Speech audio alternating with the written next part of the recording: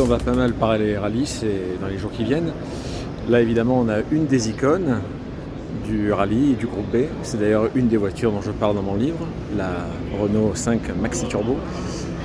Évidemment, là, on a un exemplaire qui a été conduit par le mythique Jean Ragnotti. Et la réinterprétation moderne, on a la R5 Turbo I, donc électrique. Donc on retrouve bien les clins d'œil en termes de design. Bon, on remarque par contre que les roues là sont beaucoup plus massives, beaucoup plus grosses sur la version électrique moderne. Mais évidemment on reconnaît quand même les liens de filiation qu'il y a entre ces deux voitures qui ont 40 ans d'écart. Nous sommes dans le hall où se trouve l'exposition Rallye. Et oui, la saison de championnat du monde a repris avec le Monte Carlo. Et donc Rétromobile nous gratifie d'une belle exposition avec notamment pas mal de voitures italiennes et beaucoup d'entre elles figurent d'ailleurs dans mon livre, Rallye des voitures des légendes, qui va paraître incessamment sous peu. Donc on commence avec la Lancia Fulvia, donc la Lancia Rally 037, donc de 1982. Alors la particularité de cette voiture, c'est qu'elle n'est pas une 4 roues motrices, mais elle a réussi à être championne du monde et elle a réussi à tenir tête notamment à l'Audi Quattro, qui est pas loin, et qui elle, par contre, était dotée d'une transmission intégrale. Et donc notamment grâce à des pilotes comme Marco Allen, et bien cette voiture donc a permis à Lancia de décrocher le championnat du monde. Elle a été ensuite remplacée par la Delta.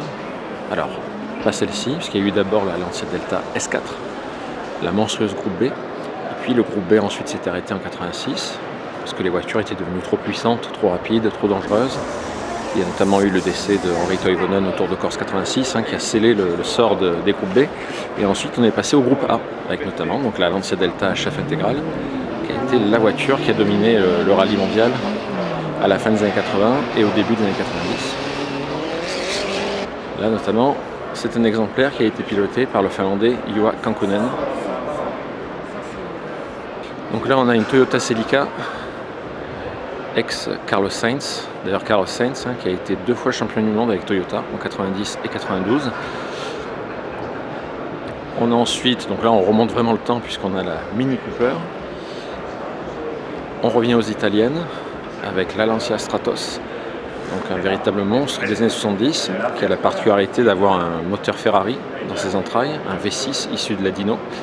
Et surtout la Stratos a vraiment révolutionné le monde des rallyes, parce que ça a été la première voiture qui a été conçue vraiment pour le rallye. Alors que d'habitude, les voitures de rallye étaient des voitures issues de la série, c'était des modèles de série qui étaient transformés en voitures de course. La Stratos, elle a été pensée pour la course.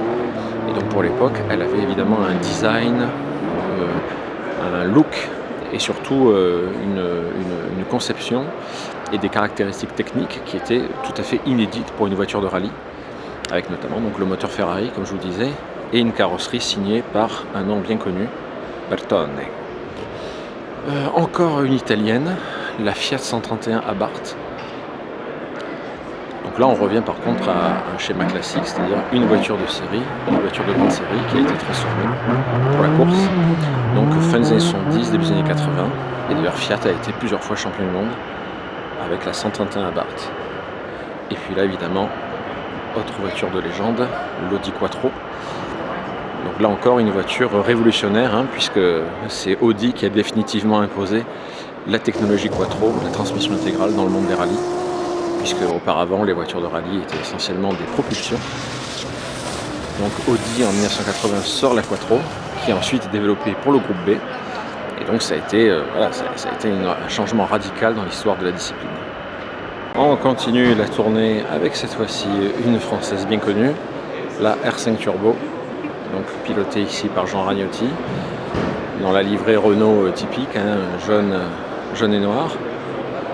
Donc petite bombe qui notamment sur les épreuves d'asphalte, sur des épreuves comme le Tour de Corse ou le Monte Carlo, donnait du fil à retordre au groupe B. Encore une Lancia Delta intégrale. Et cette fois-ci, un modèle qui a été piloté par Didier Auriol. Alors Didier Auriol n'a pas été champion du monde avec cette voiture, pourtant il l'aurait mérité, notamment en 1992, puisqu'il avait gagné 6 rallyes cette année-là. Mais bon, c'est comment ça se passe, c'est comme pour la F1, Celui qui est champion, c'est celui qui marque le plus de points. Et à ce petit jeu-là, Didier Auriol n'avait pas été champion du monde en 92. Mais il s'est imposé à maintes reprises avec cette voiture et là aussi cette livrée mythique Lancia Martini Racing. Comment ne pas évoquer la Peugeot 205 T16, un modèle ex-Harry Vatanen, le Flying Finn. Donc Peugeot qui a vraiment bousculé la hiérarchie et le monde des rallyes. On parlait tout à l'heure de la Quattro qui a révolutionné le rallye avec l'intégrale. Peugeot a révolutionné le rallye à sa manière en réussissant à imposer une voiture compacte, une citadine, métamorphosée en bête de course, puisque alors c'est pas cette version, mais dans sa version de 1986, l'Evo 2, la 205 T16 a avoisiné les 500 chevaux. Donc imaginez-vous 500 chevaux dans une 205. Et puis enfin, autre icône française, la berlinette, l'Alpine A110. C'est évidemment, avec ici un modèle Bernard Darniche, aux magnifiques couleurs tricolores, c'est la voiture évidemment de l'épopée des mousquetaires. C'est la voiture qui permet à Alpine de remporter le championnat du monde des marques en 1973, la première édition du championnat mondial des marques. Alors, Alfa aussi est présent. Cette année, un stand vraiment met en valeur le Biscione. On a notamment plusieurs modèles classiques, dont cette magnifique 33 Periscopa de 1967. On voit déjà le travail à l'époque d'aérodynamisme, de recherche d'appui. Et ces galbes typiques des voitures de sport des années 60. Donc une voiture qui était engagée par la légendaire Scuderia del Portello. On a aussi une autre voiture de sport, la 750 Competizione de 1955, donc, qui avait été développée pour courir dans la catégorie des petites cylindrées des voitures de sport. On peut vraiment dire là qu'on a une sorte de mini Testarossa, une mini Ferrari. Ce magnifique aileron de requin pour l'appui aérodynamique et la stabilité. Donc bolide vraiment magnifique de 1955. On a aussi, ce qu'il ne faut pas oublier, il y a des anniversaires, quand on a une marque comme Alfa Romeo qui a une immense histoire. Là on a quoi? On a le Spider Duetto qui fête cette année ses 60 ans. Donc un des symboles de la Dolce Vita. Donc, le Duetto qui est exposé. Il faut savoir d'ailleurs que la 750 Competizione et le Duetto sont deux modèles là, qui ont été prêtés par le musée de Arese. Et puis évidemment tout cela permet de mettre en avant la modernité, la nouveauté. C'est évidemment le tonal restylé, donc le SUV qui a été lancé en 2021. Eh bien il a droit à son restylage. On en a parlé il n'y a pas très longtemps. Magnifique restylage qui conserve le côté italien, le charme latin du modèle, mais en accentuant son agressivité. Donc vraiment une réussite absolue au niveau esthétique. Et donc le tonal, ici dans sa version hybride à 175 chevaux, eh bien il trône fièrement aux côtés de ses ancêtres. Allez, petite signature lumineuse de l'arrière, ça vaut le détour.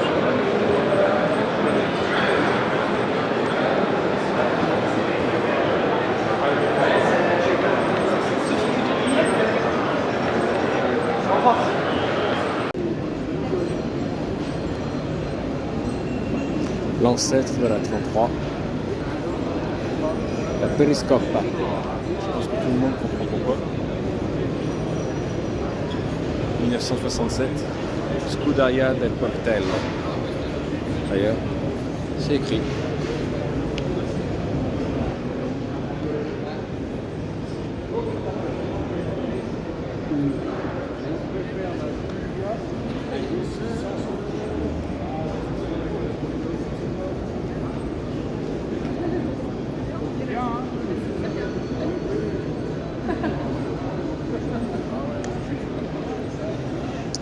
Elle est exposée, mais à partir de demain, le supercar. Ah, il y a trop de tricouches là.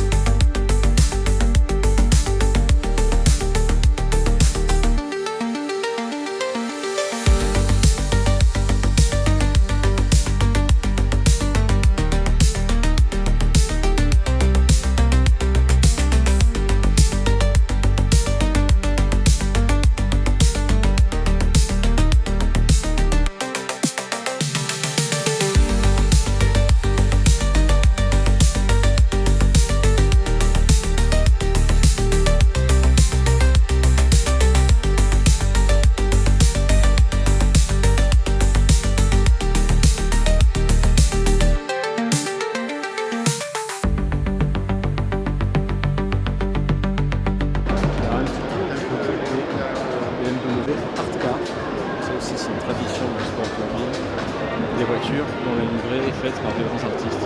Par exemple, la BMW 320, Roy Lichtenstein.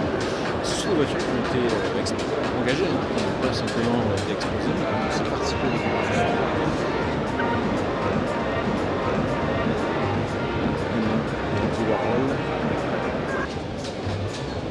La 3 litres CSL, Alexander Camper. Et puis, la tradition s'est perpétuée aussi plus récemment, en 1999. La V12 LMR qui a gagné le Mans d'ailleurs. Jeff Coates, 2010, la M3 GT2. Et la dernière en date, 2024 au Mans, la M Hybrid V8. Julie Méritu. Alors Porsche évidemment est de la partie. La marque allemande fête d'ailleurs les 75 ans de son engagement en sport automobile. Et on a droit alors une rareté, en tout cas une voiture de course Porsche à laquelle on ne pense pas en premier. Une 944 Turbo de 1982. Et on peut voir que l'intérieur est totalement dépouillé. Et on a un peu la machinerie là. Et bien la 919 hybride qui a gagné les 24 heures du Mans il y a de ça quelques années. Et dont une version d'ailleurs ultra préparée avait battu le record absolu sur le Nürburgring. Et puis évidemment vous avez l'actualité, Porsche c'est également l'électrification. Voilà, le Cayenne électrique qui s'expose, une des grosses nouveautés de la marque. Mais rassurez-vous, le thermique n'a pas encore dit son dernier mot, puisque la dernière 911 Turbo S est exposée. On va y arriver, on se ferait un chemin parmi la foule. Ça fait cher quand même le barbecue. Voilà, on y est.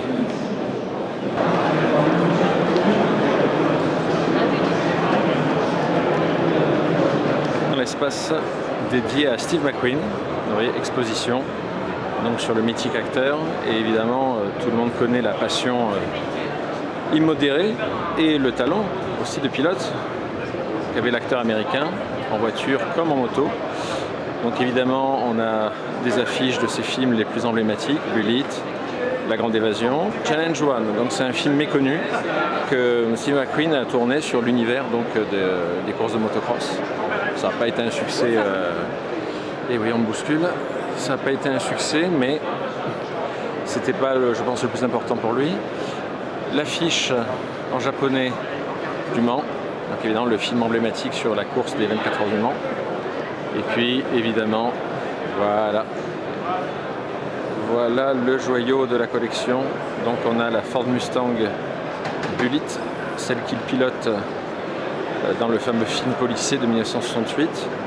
Et la course-poursuite mémorable dans les rues de San Francisco avec la Dodge Charger, donc la voiture des méchants, contre laquelle qui a donné lieu à une scène de poursuite mémorable, ultra spectaculaire, qui est encore dans toutes les mémoires. Et c'est pas tout. Donc là on a un petit pick-up, un pick-up, dans lequel Steve McQueen transportait notamment les nombreuses motos Triumph, puisque c'était un grand amateur de cette marque de moto. Mais évidemment, regardez, le clou du spectacle, on a un exemplaire de la fameuse moto utilisée dans La Grande Évasion. Donc, le fameux film, on a l'affiche ici, The Great Escape, donc, le fameux film de guerre emblématique de l'acteur. On se souvient tous de cette séquence où il s'évade du camp et enfourche sa moto pour essayer d'échapper aux soldats allemands qui le traquent. Voilà. Là aussi l'affiche de Bullitt, le film qui, avec Le Mans, mais Bullitt a été un succès, le film qui incarne le mieux évidemment la passion de Steve McQueen pour les automobiles. On a aussi une Ferrari là. Et puis encore des affiches, des photos. Là, la Porsche 917, puisque c'est dans le film Le Mans, c'est le bolide qu'il pilote. Regardez cette merveille, l'automotrice Bugatti 1934. Imaginez-vous en 1934 une automotrice de 800 chevaux qui atteint quasiment les 200 km/h. Je vous laisse imaginer l'avance technologique pour 1934 de cette machine incroyable.